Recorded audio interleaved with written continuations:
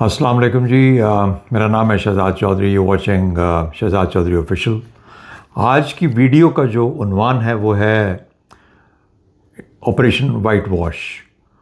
और ये जो ऑपरेशन वाइट वॉश है ये इंस्पायर हुआ है इंडिया की दो इस वक्त जो बहुत वलवला अंगेज़ किस्म की जो नेटफ्लिक्स पे सीरीज़ चल रही हैं उनके बारे में।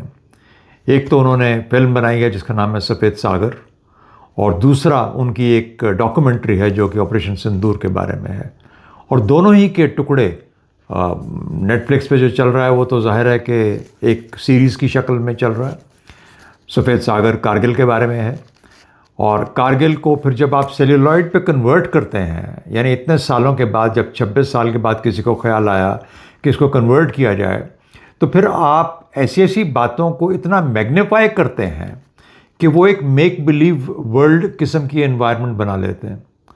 यानी आज जो सफ़ेद सागर के ऊपर जो जिस किस्म की क्रिटिसिज्म हो रहा है हिंदुस्तान में भी और हिंदुस्तान के बाहर भी, उसका ताल्लुक ना सिर्फ लॉज ऑफ फिज़िक्स के बारे में है, बल्कि उसके हकायक और फैक्ट्स के बारे में है। तो जब भी आप फिल्म के ऊपर, और ये तो बॉलीवुड का कमाल है कि वो जब भी किसी कहानी को लेते हैं तो वो ऐसा बढ़ा चढ़ा के पेश करते हैं। धुरंधर आपके सामने है, उसको किस तरीके से हिंदुस्तान ने बनाया, किस तरीके से। देखिए, वो जिम्मेदारी जो कि गालिबन हिंदुस्तान की इस्टेब्लिशमेंट ने रखी हुई थी अपने ऊपर, जयशंकर ने रखी हुई थी या किसी और ने रखी हुई थी, जिसमें कि पाकिस्तान को एक टेररिस्ट या इस किस्म का एक मुल्क दिखाना मकसद था, वो तो उस तरीके से तो हल नहीं हुआ। मामलात बिल्कुल उलट हो गए पिछले 1.5-2 साल के अंदर अंदर। जो वो चाह रहे थे उस तरीके से बात नहीं बनी, तो अब उन्होंने बॉलीवुड का सहारा लिया। नेटफ्लिक्स चूँकि हिंदुस्तान के कंट्रोल में है तो वो जिस तरीके से जो चाहें वहाँ लगा लेते हैं, पाकिस्तान का जवाब नहीं जाता। तो आज की वीडियो ऑपरेशन वाइट वॉश है, और ये इंस्पायर हुआ है सफ़ेद सागर से, जिसको कि वाइट सागर ही बोला जाए। सफ़ेद जिस तरीके से पहाड़ नज़र आते हैं उसके सिलसिले में कारगिल की कहानी है, और उसके साथ फिर वो डॉक्यूमेंट्री है जो कि वो सिंदूर को लेकर चल रहा है। शायद उस पर फिल्म भी बना रहे हो, मुझे उसका पता नहीं है, लेकिन अभी तक जो मैं देख चुका हूँ। इससे पहले कि मैं इसे आगे बढ़ूँ, सब्सक्राइब कर लीजिएगा, लाइक कर लीजिएगा, और इसको शेयर भी कर लीजिएगा ताकि ये दायरा बढ़ता रहे हमारी डिस्कशन का। मैं जो बात भी करूँगा आपसे वो अपनी पर्सनल प्रोफेशनल इंफॉर्मेशन की बुनियाद पे करूँगा। मैं कारगिल के दिनों में जो पाकिस्तान का कमांड ऑपरेशन सेंटर है उसमें बज़ाते खुद मौजूद रहा था, सीनियर पोजीशन में था, और ऐसी पोजीशन में था कि मेरे सामने जो हमारी मुल्क के लेवल के टॉप मोस्ट लेवल की लीडरशिप थी, मैं उनके साथ भी मौजूद था, और उसके अलावा भी जो मामलात थे वो मेरे इल्म में थे। तो मैं जो भी कहूँगा वो उसके मुताबिक कहूँगा। इसके कारगिल की जहाँ तक बात है, उसके बाद आ जाते हैं जो पिछले साल जो कि सिंदूर है। बीच में आप एक छोटी सी 2019 वाली कहानी छोड़ गए, पता नहीं उसको क्यों छोड़ा, लेकिन बहरहाल 2019 वाला जो मामला है, 2025 वाला, वो भी जो आपने उसको सिंदूर के ऊपर बनाया, उसके ऊपर भी मैं कुछ फैक्ट्स आपको बताऊँगा। और ये फैक्ट्स वो हैं the way I have been told. इसके अंदर कोई गुंजाइश नहीं है फ्रॉम कि मैंने उससे सुना, या मैं कोई प्रोपेगेंडा किस्म की कोई चीज़ आपके सामने लेके बैठ रहा हूँ। तो जो कुछ भी है ये बॉलीवुड नहीं है।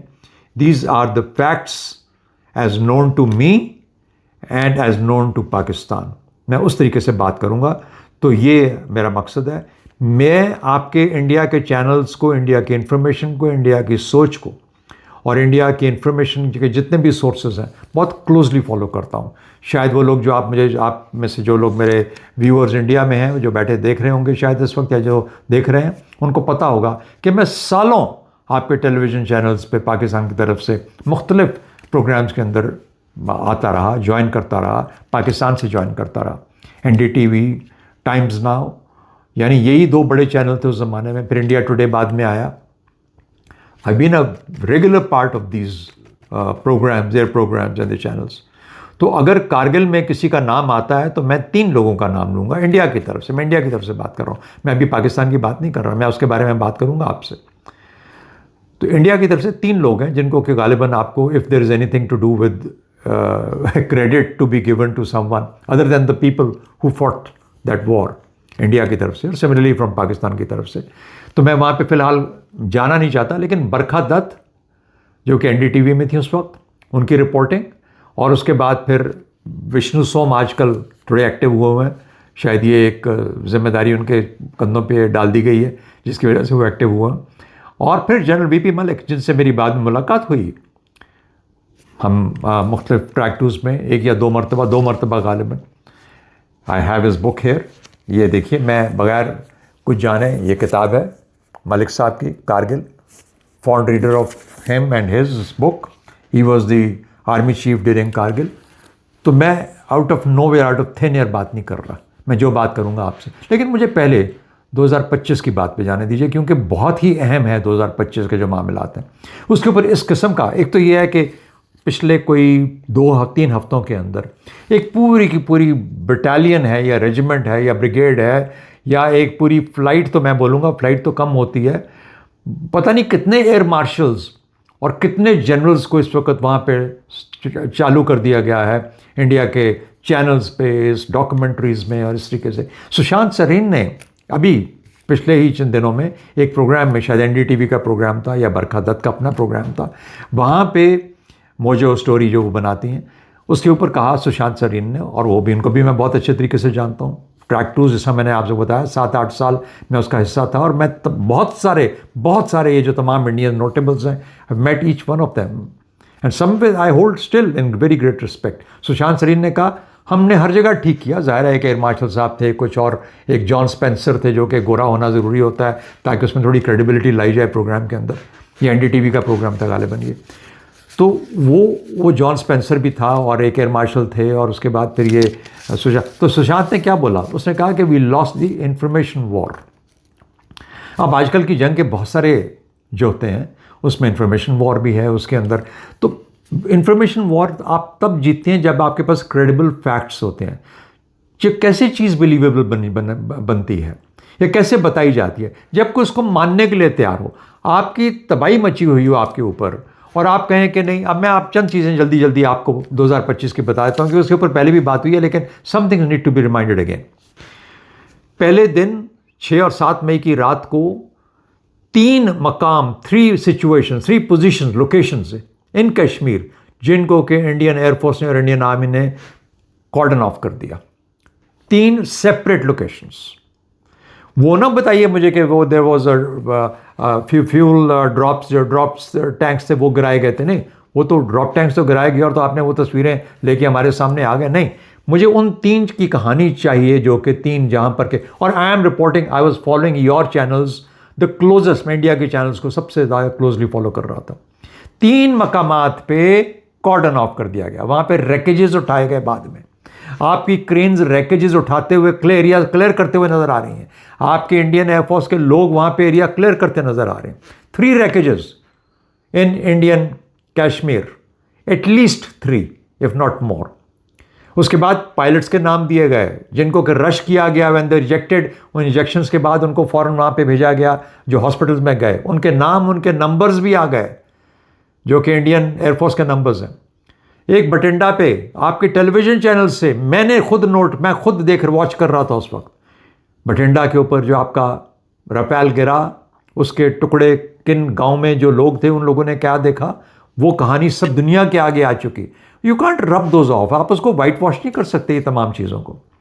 एयर मार्शल भारती का इसके बाद जो सवालात थे जिसके अंदर के आपके अखबार नवीसों ने सवाल किया, इंडिया के अखबार नवीसों ने, और उन्होंने ये पूछा एयर मार्शल भारती जो DCS ऑपरेशंस थे कि क्या आप कंफर्म कर सकते हैं कि जो इंडियन एयरफोर्स के लॉसेस हुए हैं वो कितने हुए हैं और कहाँ कहाँ हुए हैं। उन्होंने एक क्या जवाब दिया, उन्होंने कहा कि the aeroplanes, the aircraft, the air power is meant to be used, some time it will be lost. लेकिन मैं ये बता सकता हूँ कि हमारे पायलट सब खैरियत से हैं। जो एक्सेप्ट करने वाली बात थी उन्होंने मानी, उन्होंने कहा कि हाँ, जहाज होते ही लूज करने के लिए है, तो अगर लूज हो गए उस दिन मारे गए, तो वो मारे जाने के लिए अब वो गलतियां तो जाहिर है बेशुमार होंगी ना, जिसकी वजह से वो मारे गए और आसानी से पाकिस्तानी जहाज़ों का निशाना बने। लेकिन air marshal Bharti DCS operations उस दिन अपनी प्रेस कॉन्फ्रेंस में ये बात कर रहे हैं। I have heard it personally my self, you can go over it, get the records out, उसको देखिए। ये जो आप डॉक्यूमेंट्रीज बना रहे हैं इसको मत फॉलो कीजिए। आपका जो साउथ कोरिया का जो अटैचे था उसने क्या बताया, या फिलीपींस या वन ऑफ दीज कंट्रीज जो नेवल अटैचे था, उसने कहा we lost so many aeroplanes. आपका जो पिछले जो आर्मी चीफ थे उन्होंने क्या कमिटमेंट दी, उन्होंने कहा कि yes we learn lessons, we lost aeroplanes, हमारे जहाज, yes we lost some aeroplanes and we learn our lessons, हमें वो लेसन को सीख के आगे जाना है। यानी there is confirmation after confirmation after confirmation.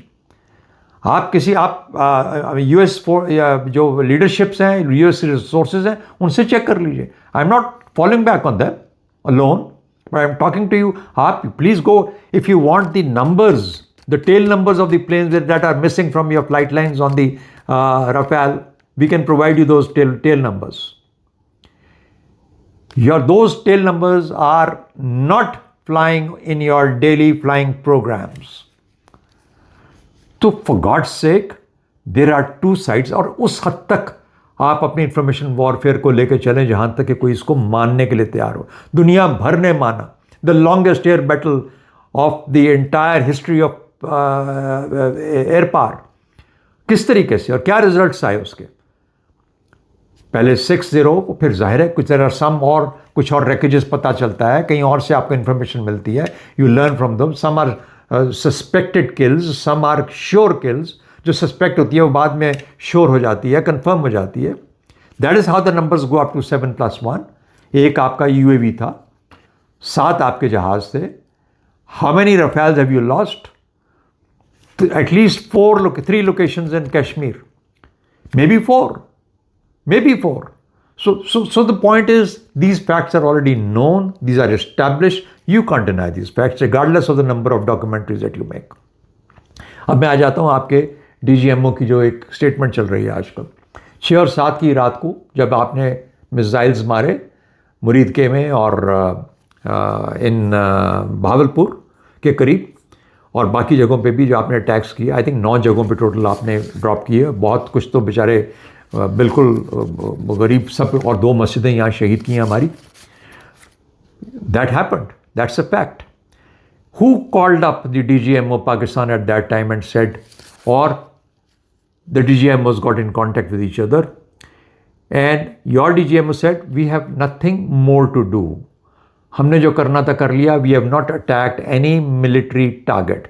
हमने अपने जो टेररिस्ट हाइड आउट से, हमने सिर्फ हमारे जो टारगेट्स थे हमने उनको टेक ऑन किया। ये आपका कहना था ना, टारगेट्स आपने हमारी सॉइल पे अटैक किया था ना। You never interacted with us to be able to, अगर आपको कोई शिकायत थी तो हम वो शिकायतें देखते। और अगर आपने, if you wanted to set a new normal, you set a new normal by doing what you did. And so the response was, well wait, we will have a reaction soon. और उसके बाद जाहिर है कि then when this thing happened, तो your DGMO got in touch with our DGMO and said इसके बाद हमारा कोई और नहीं है, we don't intend to prolong this, हमने अपना काम कर लिया। इसका क्या मतलब था? इसका मतलब था कि बस यार सीज फायर कर लो, अब ना करो, फिर ख़त्म कर दें। हमने कहा नहीं, अभी तो हमारी रिस्पॉन्स ना, अब हमारी बारी है, अब हम करेंगे इसको। 3 दिन लगे, 3 दिन। अच्छा, you lost your aeroplanes in that day. 108 जहाज आपने उड़ाए उस दिन, 108 एरोप्लेन्स। और उसके बाद you lost 7 and maybe 8 subsequently. Although president Trump goes on to include 12, I don't know, लेकिन कम से कम 7-8 तो गिरे, including the UAV। And then you chose to take these aeroplanes back at least 250-300 miles Agra, और उससे भी पीछे ले गए आप लोग मिड टियर एयरफील्ड्स के अंदर। Not a soul flew that the next morning or for the next 3 days out of the Indian Air Force. That you know this. The entire world knows this. आजकल तो एक चीज़ देखी जाती है। अब this is when the diplomacy is taking its shape between India, Pakistan, not India, US and US, Pakistan. अभी direct contact हमारा नहीं हो रहा। DGMOs का कॉन्टैक्ट 6 और 7 मई को हुआ है, उनको बोला कि you wait till you get your response. So 9th मई को there's a decision, it's taken, और वो डिसीजन ये होता है कि अच्छा जी 5:30 बजे शाम के 9 मई को हम, आपके DGMO का कहना है ये कि हम ख़त्म कर देंगे। And that is when probably the Americans tell you कि no, the Pakistanis are intent upon responding to how you have attacked their territory. And you decide, well, we're not going to let it go, and therefore you go and do at 12 o'clock or 2 o'clock or whatever time it was on the night of 9th and 10th में आपने वो जो किया जिसको किया, आपने attack किया हमारे, you dropped some missiles, BrahMos मारे आपने, जहाज़ों से नहीं कराया आपने, maybe some aeroplanes also, I'm not sure, I won't really check this out. So it's quite possible, perhaps towards the south आपने कुछ ऐसा किया हो, साउथ ईस्ट की तरफ, हमारा साउथ ईस्ट जो है, आपका साउथ वेस्ट बनता है, शायद वहाँ पे कुछ, otherwise it was BrahMos and missiles that were, and many of them were diverted, many of them were intercepted, many of them were electronically intercepted. A few fell, surely, and we accept that. But then started what is the next phase of this. Okay, now the Americans are telling you that now wait, and the Americans gave the Pakistanis about 2 hours, and Pakistanis said we'll be done in about 2 hours because we had to respond. तो आप पहले कह चुके हैं कि यार please आप बंद कर दो यार. You've asked for, so you are the guys who asked for this. And when it was done, that is the time that your side said to the Americans that their DGMO now needs to come over and say that really they have stopped. कब stop हुआ? It became difficult for you people to, sort of, you were complaining to the Americans that the Pakistanis are not stopping.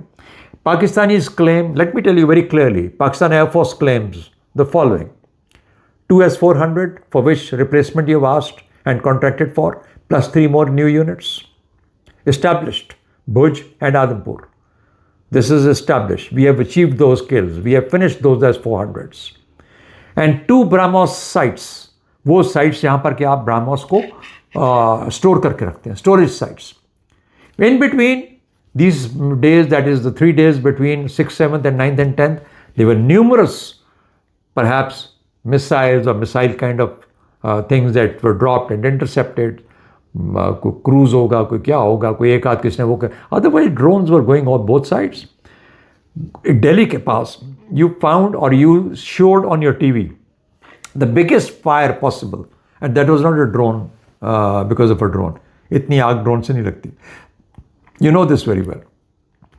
So we have hit sites, we have destroyed sites, BrahMos inclusive, as well as very clear claims. 2 sites हैं BrahMos की and 2 हैं जो कि S-400 की हैं, जिसकी replacement आप अभी ले रहे हैं. और आपने जो 114 जहाज़ों का जो नया कॉन्ट्रैक्ट किया है फ्रांस के साथ, that is cover up the losses that you had, at least 4 Rafales that you lost. So these are established facts. You can't, so you can make as many documentaries.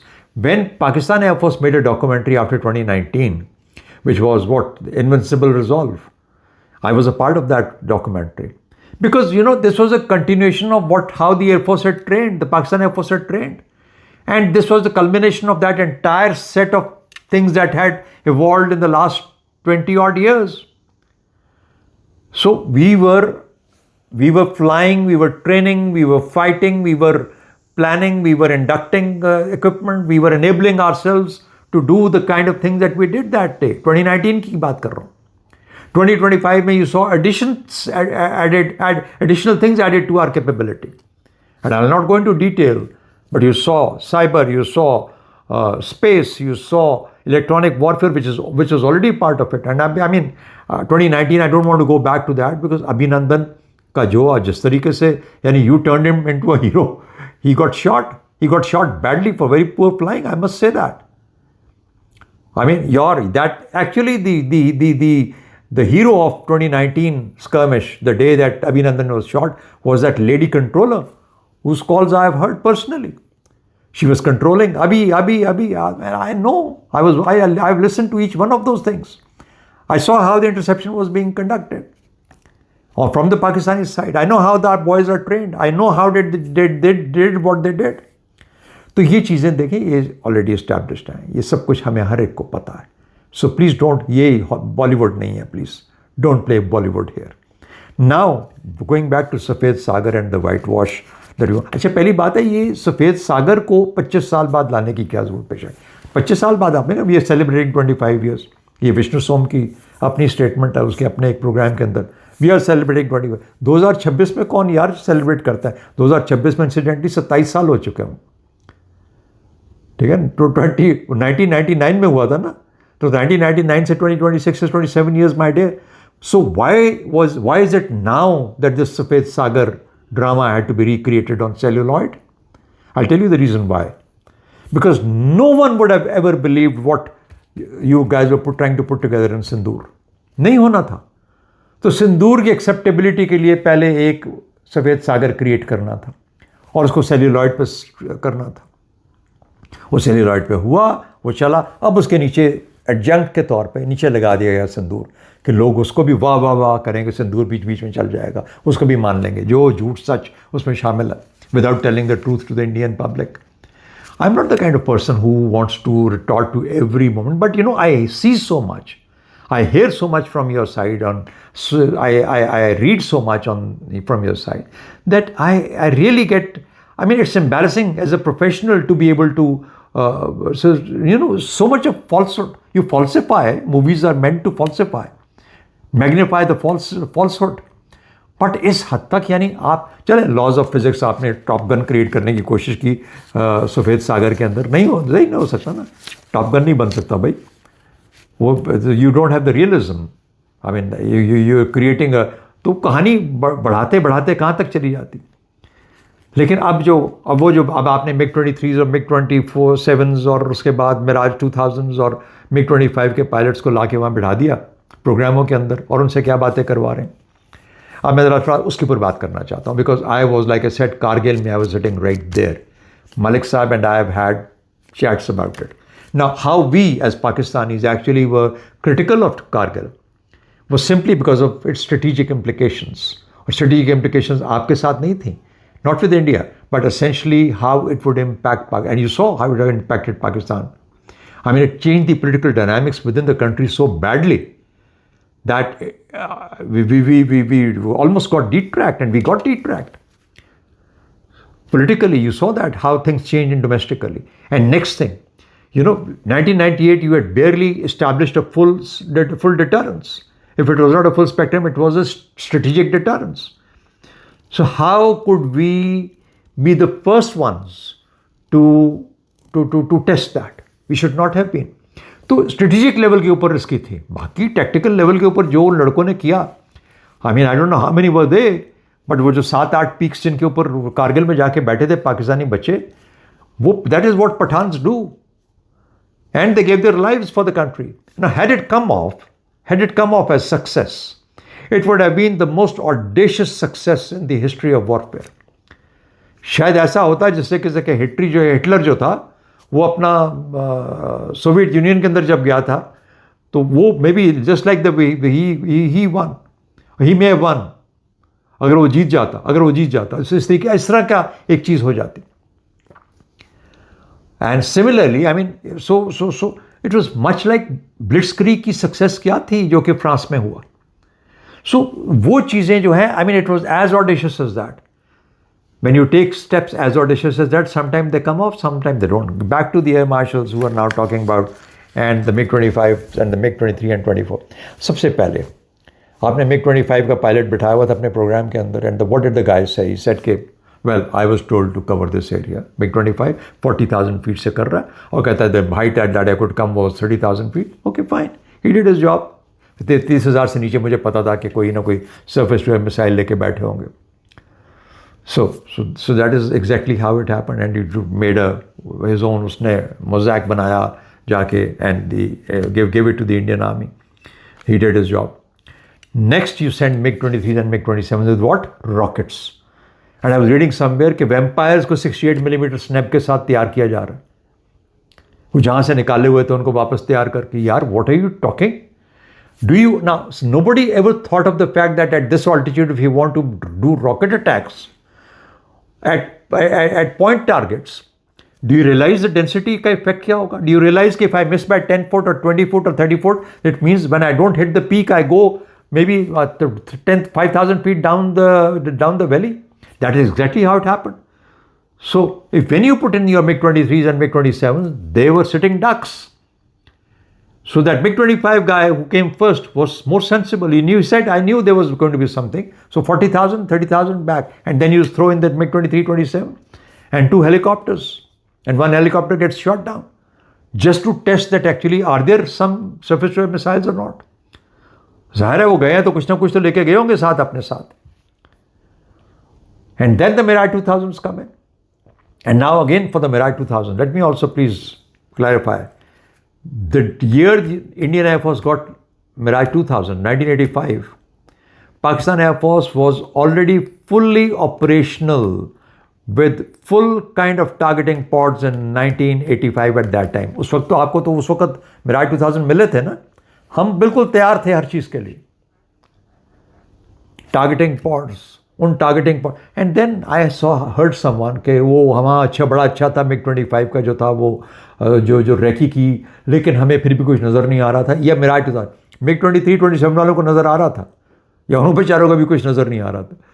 उनको आपने खाम मरवा दिया. लेकिन ये जो Mirage 2000 वाले थे, ये नहीं कहा हाँ बड़ा अच्छा था, वेरी गुड, हमें but you know we could not really pinpoint के कहाँ पे क्या है. So we flew our own mission. And क्या मिशन फ्लाई किए, वो जो targeting pod, laser targeting pod के साथ, या वो जो बड़ी लेजिंग के थ्रू जो करते हैं. लेकिन they had pods which was meant to actually give them a lock for autonomous release of the weapon. और उसको यूज़ किया as a, and I rightly, I mean, not good idea, I thought. But you know, sir, ये तो आपने 1999 में जाके इस्तेमाल किया ना. ये 1984 और 85 में ये ऑलरेडी पाकिस्तान एयरफोर्स पूरे का पूरा सियाचिन, और 1987 में Kargil, using the targeting pod as a reconnaissance pod on an F-16, single F-16, कोई वो escorts, armed, fully armed, of course.